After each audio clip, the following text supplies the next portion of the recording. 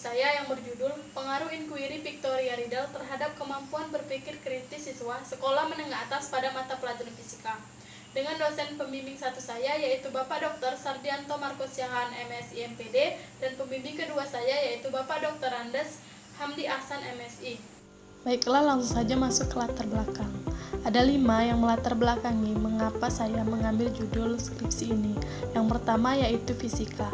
Fisika adalah pelajaran yang kompleks dan sangat erat dengan kehidupan sehari-hari. Selanjutnya yang kedua yaitu pendidikan. Pendidikan adalah salah satu jalan membentuk manusia menjadi pribadi yang lebih baik serta dapat mengembangkan kemampuan diri. Selanjutnya yaitu keterampilan abad ke-21.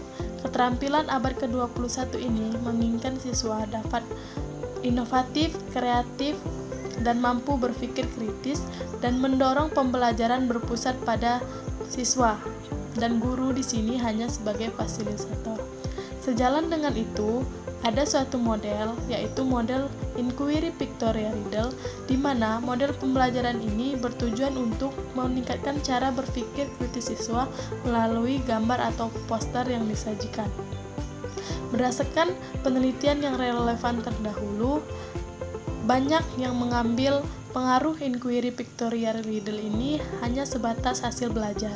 Jadi, di sini saya mengambil pengaruh Inquiry Pictorial Riddle ini terhadap kemampuan berpikir kritis. Jadi, judul saya yaitu pengaruh Inquiry Pictorial Riddle terhadap kemampuan berpikir kritis siswa sekolah menengah atas pada mata pelajaran fisika. Selanjutnya yaitu rumusan masalah. Ada 2 rumusan masalah. Yang pertama yaitu, apakah ada pengaruh penggunaan model pembelajaran Inquiry Pictorial Riddle terhadap kemampuan berpikir kritis siswa. Yang kedua, bagaimana pengaruh penggunaan model pembelajaran Inquiry Pictorial Riddle terhadap kemampuan berpikir kritis siswa sekolah menengah atas pada mata pelajaran fisika. Selanjutnya yaitu tujuan penelitian. Ada 2 tujuan penelitian. Yang pertama yaitu untuk mengetahui ada atau tidak pengaruh penggunaan model pembelajaran Inquiry Pictorial Riddle terhadap kemampuan berpikir kritis siswa. Yang kedua, untuk mengetahui kategori pengaruh penggunaan model pembelajaran Inquiry Pictorial Riddle terhadap kemampuan berpikir kritis siswa. Selanjutnya yaitu manfaat penelitian. Ada 3 manfaat penelitian di sini.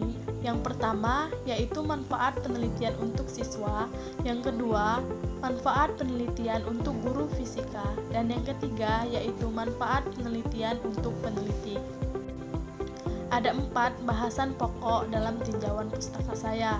Yang pertama yaitu hakikat belajar dan mengajar, yang kedua yaitu hakikat media pembelajaran, yang ketiga yaitu model pembelajaran Inquiry dan Pictorial Riddle, dan yang terakhir yaitu kemampuan berpikir kritis. Selanjutnya yaitu metode penelitian. Penelitian ini menggunakan metode kuasi eksperimen atau eksperimen semu. Desain penelitian yang digunakan yaitu one group pretest posttest dengan hanya menggunakan satu kelas tanpa ada kelas pembanding. Selanjutnya yaitu variabel penelitian. Ada 2 variabel penelitian. Yang pertama variabel bebas dan yang kedua variabel terikat. Variabel bebasnya yaitu pembelajaran Inquiry Pictorial Riddle dan variabel terikatnya yaitu kemampuan berpikir kritis siswa. Selanjutnya tempat dan waktu penelitian. Tempat dan waktu penelitian yaitu penelitian ini dilaksanakan di SMA Negeri 2 Indralaya Utara pada semester genap tahun ajaran 2019-2020. Populasi dan sampelnya, yang pertama populasi yaitu kelas 10 SMA Negeri 2 Indralaya Utara. Sampelnya yaitu kelas 10 IPA SMA Negeri 2 Indralaya Utara. Baiklah, selanjutnya kita masuk ke hipotesis statistik. Jika nilai rata-rata pretest sama dengan nilai rata-rata posttest, berarti H0 diterima dan HA ditolak. Dengan artian bahwa tidak ada pengaruh penggunaan model pembelajaran Inquiry Pictorial Riddle terhadap kemampuan berpikir kritis siswa sekolah menengah atas pada mata pelajaran fisika. Jika nilai rata-rata pretest tidak sama dengan rata-rata posttest, berarti H0 ditolak dan HA diterima. Dengan artian, ada pengaruh penggunaan model pembelajaran inquiry pictorial riddle terhadap kemampuan berpikir kritis siswa. Baiklah, selanjutnya yaitu teknik pengumpulan data. Yang pertama yaitu uji normalitas data, yang kedua yaitu uji homogenitas data, yang ketiga uji hipotesis, dan yang terakhir yaitu analisis endgame. Teknik pengumpulan data. Di sini, teknik pengumpulan datanya yaitu melalui soal esai. Soal esai dibuat berdasarkan indikator-indikator berpikir kritis. Soal esainya berjumlah 10 soal. Selanjutnya yaitu hasil dan pembahasan. Ada 3 bahasan penting yang dibahas dalam hasil dan pembahasan ini. Yang pertama yaitu deskripsi pelaksanaan penelitian, yang kedua yaitu deskripsi pelaksanaan pembelajaran, dan yang ketiga yaitu deskripsi hasil penelitian. Selanjutnya kita masuk ke uji validitas data. Pada uji validitas data di sini, peneliti menguji kevalidan soal. Yang pertama yaitu dengan dosen pembimbing. Selanjutnya, peneliti menguji coba soal tersebut ke siswa sekolah menengah atas kelas 11.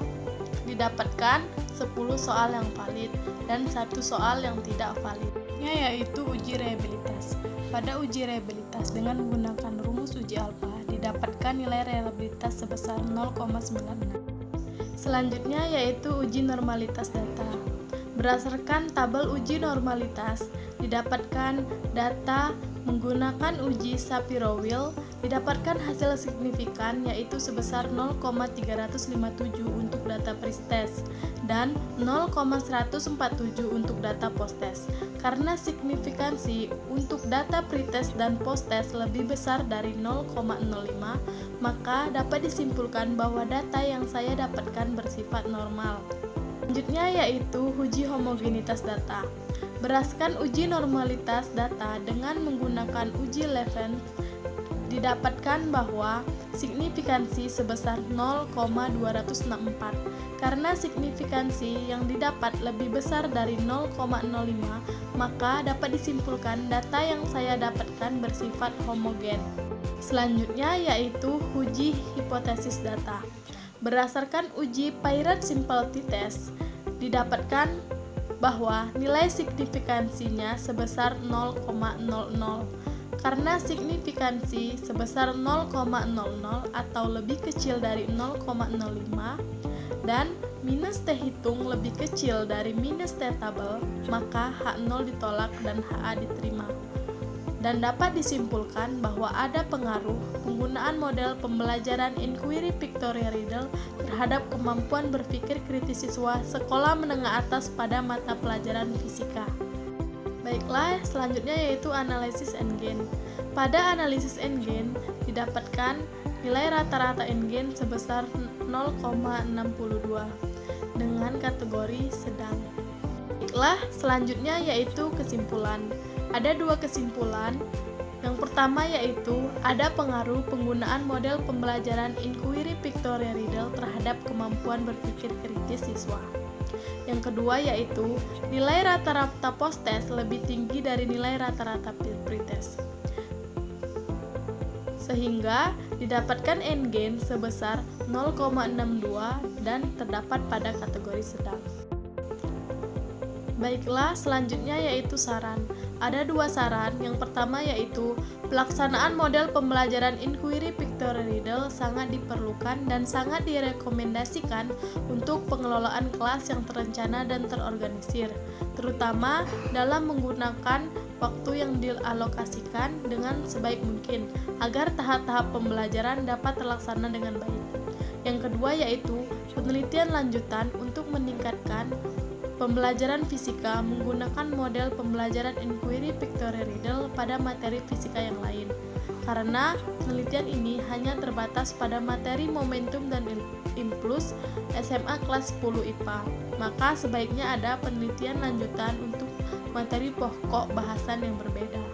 Hanya ini yang dapat saya sampaikan. Saya akhiri. Wassalamualaikum warahmatullahi wabarakatuh.